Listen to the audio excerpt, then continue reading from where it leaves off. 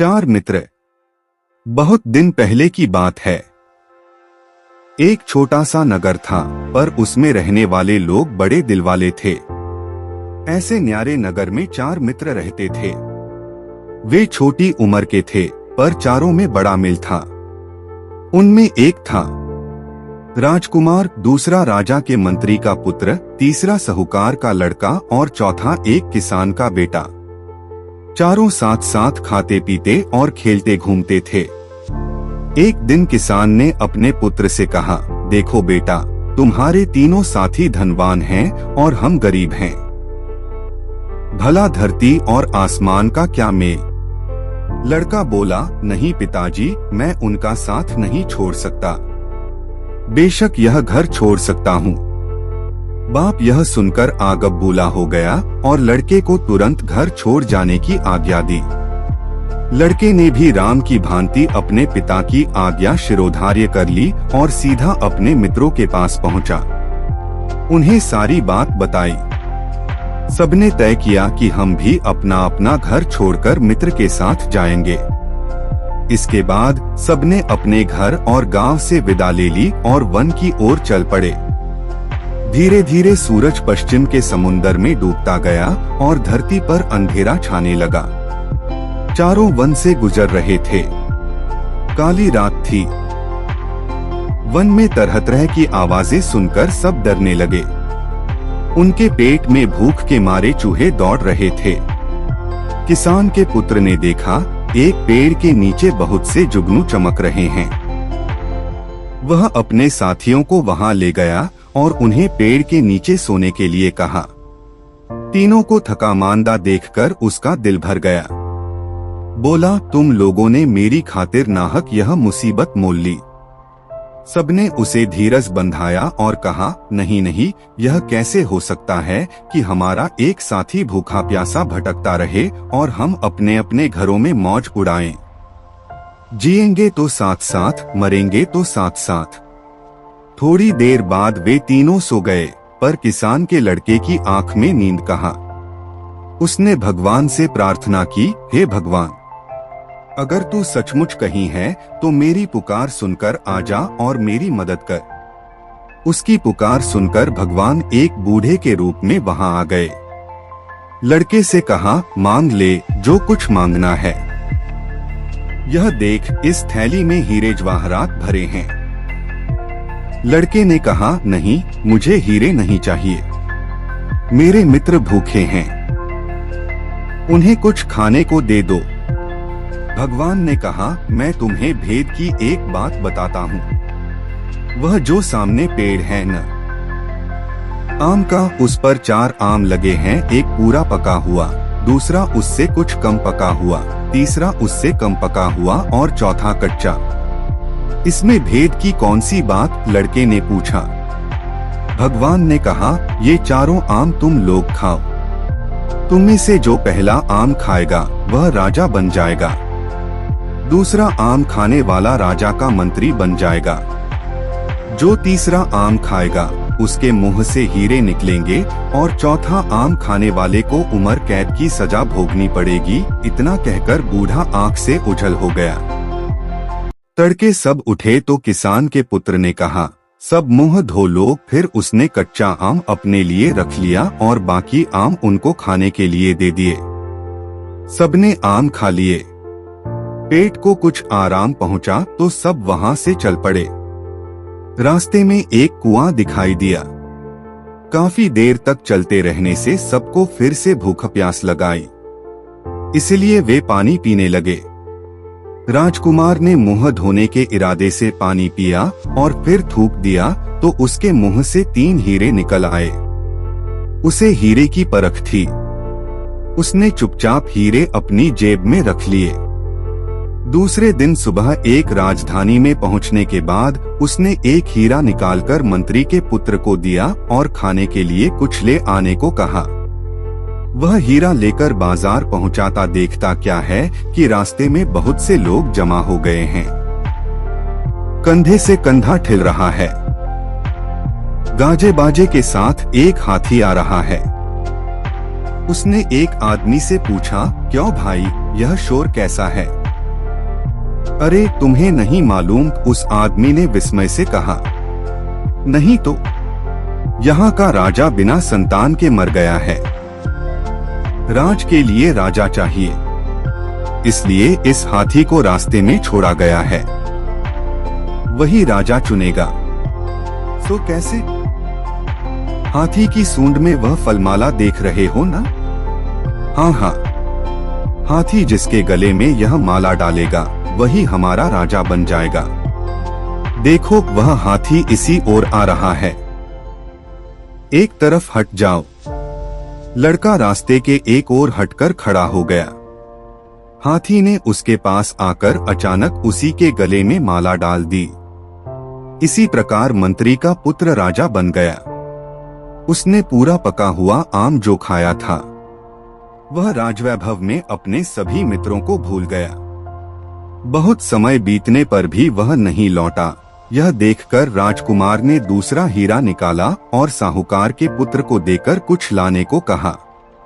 वह हीरा लेकर बाजार पहुंचा।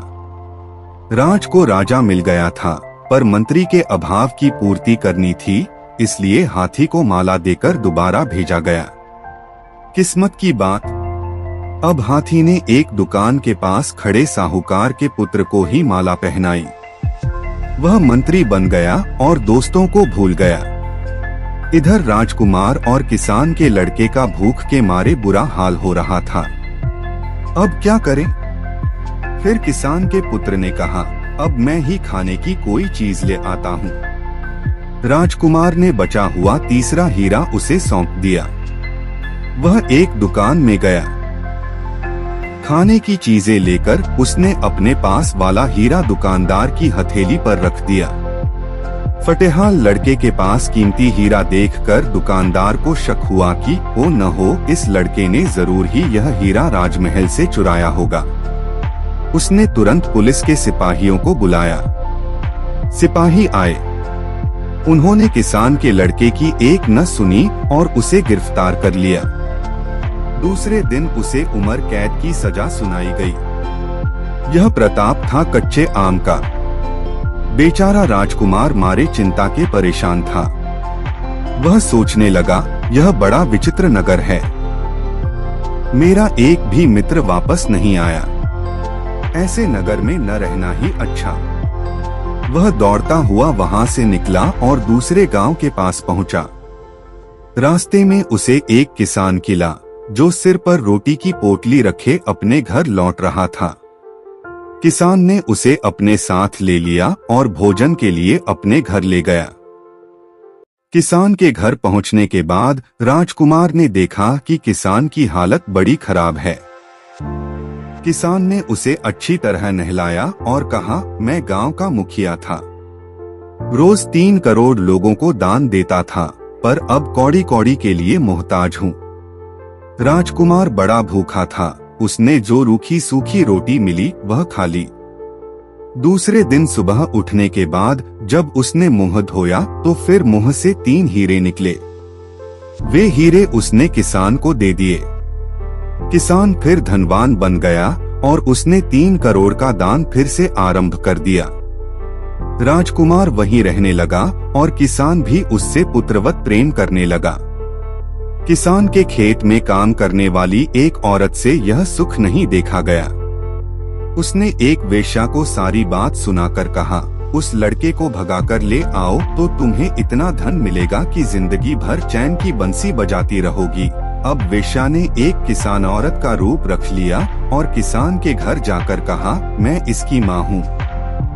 यह दुलारा मेरी आंखों का तारा है। मैं इसके बिना कैसे जी सकूंगी? इसे मेरे साथ भेज दो। किसान को उसकी बात जंच गई। राजकुमार भी भुलावे में आकर उसके पीछे पीछे चल दिया। घर आने पर वेश्या ने राजकुमार को खूब शराब पिलाई। उसने सोचा, लड़का उल्टी करेगा तो बहुत से हीरे एक साथ निकल आएंगे। उसकी इच्छा के अनुसार लड़के को उल्टी हो गई, लेकिन हीरा एक भी नहीं निकला। क्रोधित होकर उसने राजकुमार को बहुत पीटा और उसे किसान के मकान के पीछे एक गड्ढे में डाल दिया। राजकुमार बेहोश हो गया था। होश में आने पर उसने सोचा अब किसान के घर जाना ठीक नहीं होगा, इसलिए उसने बदन पर राख मल ली और सन्यासी बनकर वहां से चल दिया। रास्ते में उसे सोने की एक रस्सी पड़ी हुई दिखाई दी। जैसे ही उसने रस्सी उठाई, वह अचानक सुनहरे रंग का तोता बन गया। तभी आकाशवाणी हुई, एक राजकुमारी ने प्रण किया है कि वह सुनहरे तोते के साथ ही ब्याह करेगी।